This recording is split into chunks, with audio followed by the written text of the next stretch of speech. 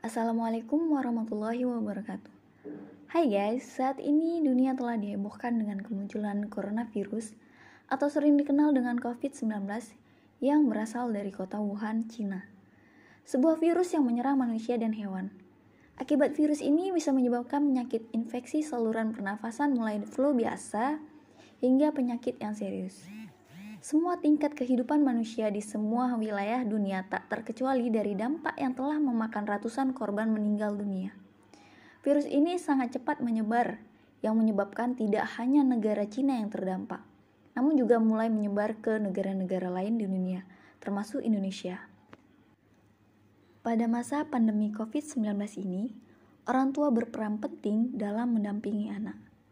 Orang tua adalah komponen keluarga yang terdiri dari ayah dan ibu dan merupakan hasil dari sebuah ikatan perkawinan yang sah yang dapat membentuk sebuah keluarga.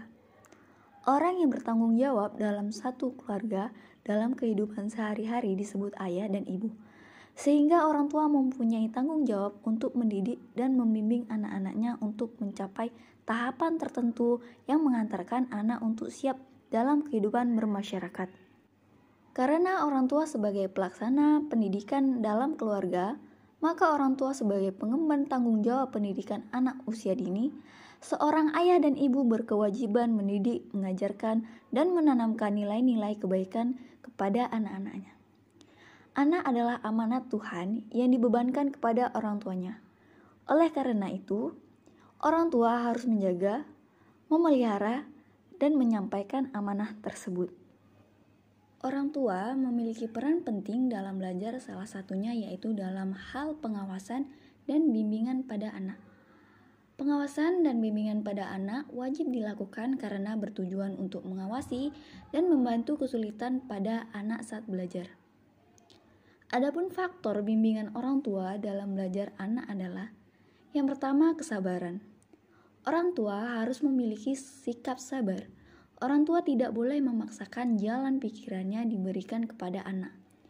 Adanya pemaksaan kehendak ini justru membuat suasana menjadi tegang, sehingga suasana belajar tidak menyenangkan.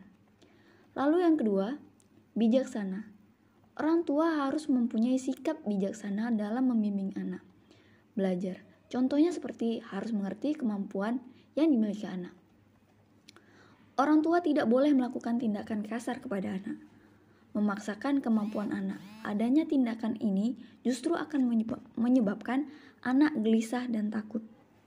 Nah, orang tua juga wajib tahu dong, untuk mendampingi anak dalam belajar ada beberapa kiat-kiat yang dilakukan agar anak merasa nyaman, tenang, dan nyaman saat belajar. Cara yang dilakukan yaitu memahami bagaimana gaya belajar anak. Pemahaman mengenai gaya belajar ini diharapkan mampu memudahkan siswa dalam belajar. Penggunaan gaya belajar yang tepat dapat membuat anak nyaman belajar dan tidak akan merasa terpaksa dalam melakukan belajar. Kiat selanjutnya yang dapat digunakan orang tua untuk mendampingi anak belajar yaitu menyiapkan lingkungan belajar bagi anak. Lingkungan yang nyaman, aman akan membuat anak betah dalam melakukan belajar. Orang tua dalam metode pembelajaran dapat mengajari anak menyanyi, menari, bisa juga membaca puisi. Guru juga bisa diberikan laporan dalam bentuk foto atau video tentang metode-metode yang dilakukan oleh orang tua dalam membimbing anak di rumah. Anak juga tidak bosan dan senang dalam belajar, begitupun juga dengan orang tua dan guru. Dalam pembelajaran daring era COVID ini, peran orang tua menjadi bertambah. Salah satunya, memberikan edukasi kepada anak tentang pandemi. Orang tua diharapkan mampu memberikan edukasi pada anak. Edukasi tersebut yaitu membekali anak tentang informasi yang mudah dimengerti mengenai COVID-19. Usahakan anak bisa mengerti bagaimana cara sederhana untuk mencegah penularan COVID-19. Orang tua dalam metode pembelajaran dapat mengajari anak menyanyi, menari, bisa juga membaca puisi. Guru juga bisa diberikan laporan dalam bentuk foto atau video tentang metode-metode yang dilakukan orang tua dalam membimbing anaknya di rumah. Anak juga tidak bosan dan akan senang dalam belajar, begitupun juga dengan orang tua dan guru. Nah, dalam pembelajaran daring era COVID-19 ini, peran orang tua menjadi bertambah. Salah satunya yaitu memberikan edukasi kepada anak tentang pandemi. Orang tua diharapkan mampu memberikan edukasi pada anak.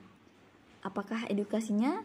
Edukasi itu yaitu memberikan anak informasi atau membekali ia informasi yang mudah dimengerti mengenai COVID-19. Usahakan anak bisa mengerti bagaimana cara sederhana untuk mencegah penularan COVID-19. Adapun contoh yang dapat diterapkan seperti mencuci tangan dengan benar, menggunakan masker, dan menjaga jarak. Pembelajaran secara daring ini juga membuktikan bahwa orang tualah yang seharusnya berperan aktif dalam pendidikan anaknya. Maka dari itu, orang tua dapat disebut sebagai madrasah pertama bagi anaknya. Selain memberikan edukasi tentang COVID-19, orang tua juga harus mengawasi pembelajaran daring anaknya agar hasil yang diperoleh bisa maksimal. Bukan hanya anak saja ya yang harus disiplin, orang tua juga harus disiplin. Penerapan disiplin pada anak ini dilakukan sesuai dengan kebiasaan rutinitas pada anak saat bersekolah. Setelah itu, lakukan kegiatan belajar pada anak sesuai dengan jadwal pelajaran seperti di sekolah, dan diselingi istirahat agar anak tidak merasa bosan belajar. Adapun tujuan dari disiplin ini agar anak mempunyai kebiasaan tepat waktu dalam melaksanakan tanggung jawab dengan tugas sekolahnya. Jadi meskipun di rumah, anak tetap mengerjakan tugasnya dengan baik. Diana Baumrin memperkenalkan pola pengasuhan dalam 3 bentuk. Yang pertama, autoritarian, yaitu orang tua yang menerapkan pola asuh otoriter, memiliki ciri membatasi anak, berorientasi pada hukuman, sangat jarang memberikan pujian.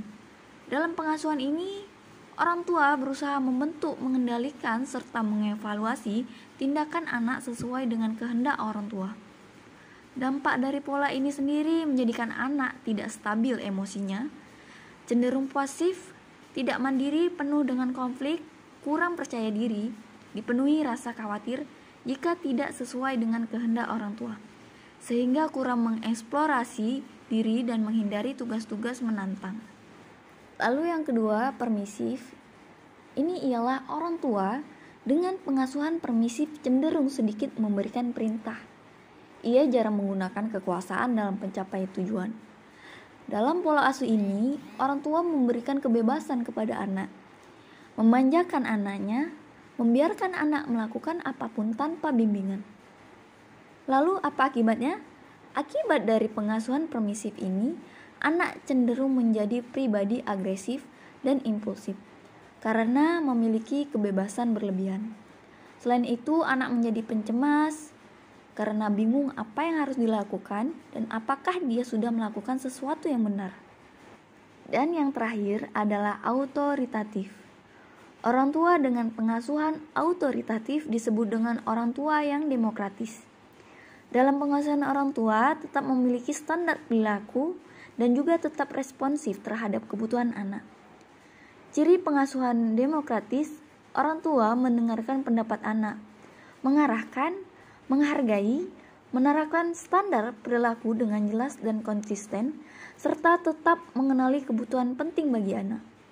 Di masa depan, anak yang mendapatkan pengasuhan demokratis cenderung menjadi pribadi yang hangat, merasa dihargai, percaya diri, memiliki kematangan emosi dan sosial yang baik.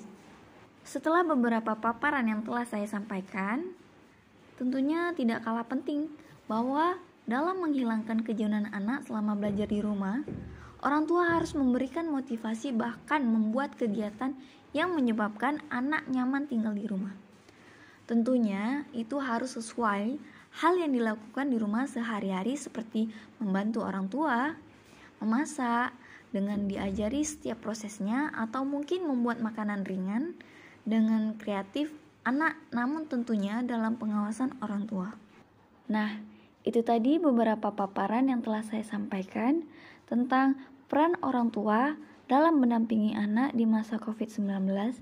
Semoga bermanfaat bagi pendengar dan bagi kita semua. Dan jangan lupa like, comment, and subscribe channel ini. mudah-mudahan channel ini berkembang agar saya dapat memberikan edukasi yang lebih baik lagi. Assalamualaikum warahmatullahi wabarakatuh.